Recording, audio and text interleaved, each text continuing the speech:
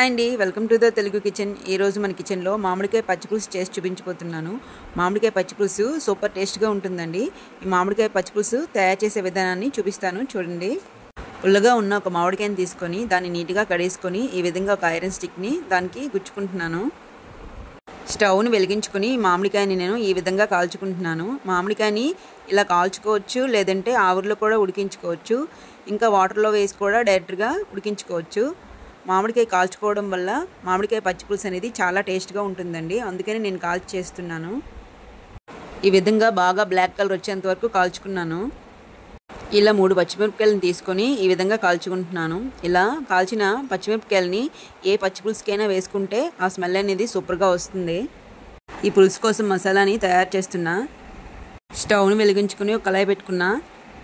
1 spoon వరకు ధనియాలు వేసుకున్నాను. అలాగే 1/2 టీ స్పూన్ వరకు మెంతులు వేసుకున్నాను. మెంతులు వేసుకున్నాక 1/2 టీ స్పూన్ జీలకర్ర కూడా వేసుకున్నాను. అలాగే 3 ఎండుమిరపకాయలను కూడా వేసుకున్నాను. కారంగా కావాలనుకుంటే ఎక్స్ట్రా 2 వేసుకోవచ్చు. అలాగే 1 స్పూన్ వరకు నువ్వులు కూడా వేసుకున్నాను. 1/2 టీ స్పూన్ వరకు మిరియాలు కూడా వేసుకుంటున్నా. ఈ మసాలాలన్నీ మంచి స్మెల్ వచ్చేంత వరకు వేగించుకుంటున్నాను. ఇలా వేగించుకున్న మసాలాని చల్లార్చాక మిక్సీ జార్లో వేసుకోవాలి.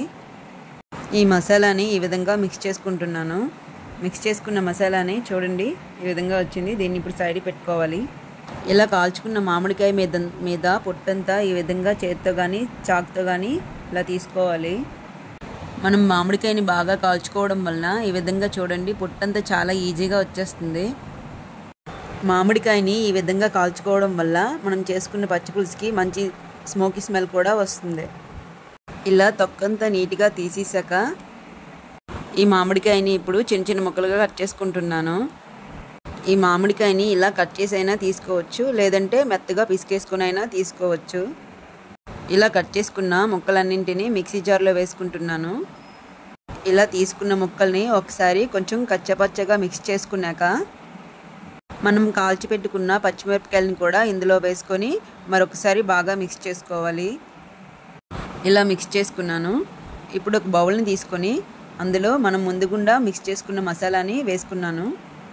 తర్వాత మనం మామిడికాయ మిరపకాయలని కలిపి మిక్స్ చేసుకున్నాం కదా, ఆ ముద్దని కూడా ఇందులో వేసుకుంటున్నాను. ఇందులోనే ఈ పులుపుకి సరిపోయేంత వాటర్ కూడా వేసుకుంటున్నాను. ఇలా వాటర్ వేసుకున్నాక దీన్ని బాగా కలుపుకోవాలి. ఇలా కలుపుకున్నాక ఒకసారి టేస్ట్ చూసుకుందాం. టేస్ట్ చూసేటప్పుడు కొంచెం పులుపు ఎక్కువనట్లయితే మరి కొంచెం వాటర్ కూడా వేసుకోవాలి. మనం ఇక్కడ పచ్చిపులుసు చేసుకుంటున్నాం కాబట్టి దీంట్లోనే కొంచెం కొత్తిమీర, ఇందులోనే కట్ చేసి పెట్టుకున్న కొన్ని ఉల్లిపాయ ముక్కలను కూడా వేసుకోవాలి. ఈ పులుసుకి ఇప్పుడు పోపు పెట్టుకుంటున్నాను. స్టవ్ని వెలిగించుకొని ఒక పోపు గిన్నె పెట్టుకున్నాను. దాంట్లో ఒక 2 స్పూన్ల వరకు ఆయిల్ వేసుకున్నాను. ఆయిల్ బాగా హీట్ ఎక్కాక అందులో 1/2 టీ స్పూన్ పోపులు వేసుకున్నాను. 2 ఎండుమిరపకాయలు కూడా వేసుకున్నాను. అలాగే కట్ చేసి పెట్టుకున్న ఒక పచ్చిమిర్చి కూడా వేసుకున్నాను. అలాగే ఒక 5 వెల్లుల్లి రబ్బలు వేసుకున్నాక వీటిని కొంచెం వేగనివ్వాలి. ఇలా వేగినాక కొంచెం కరివేపాకు వేసుకొని మరి కొంచెం సేపు వేగనివ్వాలి.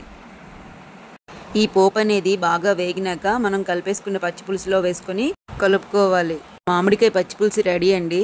నేను చేసిన మామిడికాయ పచ్చిపులుసు మీకు నచ్చినట్లయితే ప్లీజ్ లైక్ చేయండి, షేర్ చేయండి, సబ్స్క్రైబ్ చేయండి, పక్కనే ఉన్న బెల్ ఐకాన్ని క్లిక్ చేయండి. మీరు కూడా ట్రై చేయండి. ఎలా వచ్చిందో కామెంట్ బాక్స్లో మెన్షన్